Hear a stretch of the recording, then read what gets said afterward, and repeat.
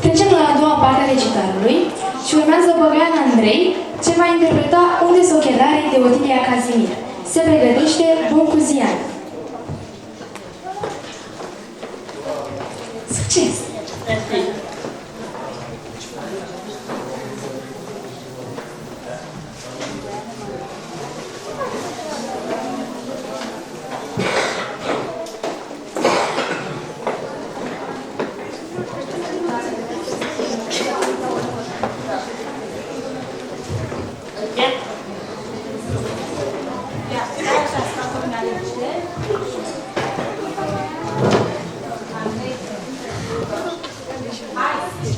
Unde-s ochelari de Otilia Casimir?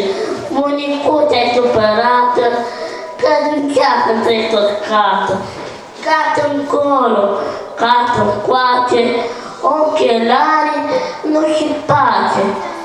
I-a cătat pe sub saltele și papuci și ciuboțele, pe sub pene, pe sub boare, până n-a mai putut de șale.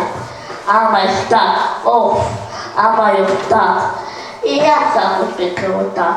Stă și-a prins o lumânare. Unde să mai cape oare?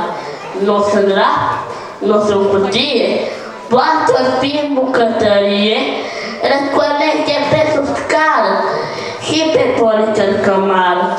În cuptor, pe sobă sus, ochelarii nu ținut, să nu fie cubănat. Cine oare i-a furat?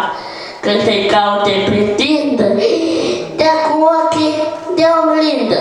Și ce vede, ce nu vede, parcă nu-i vine a crede.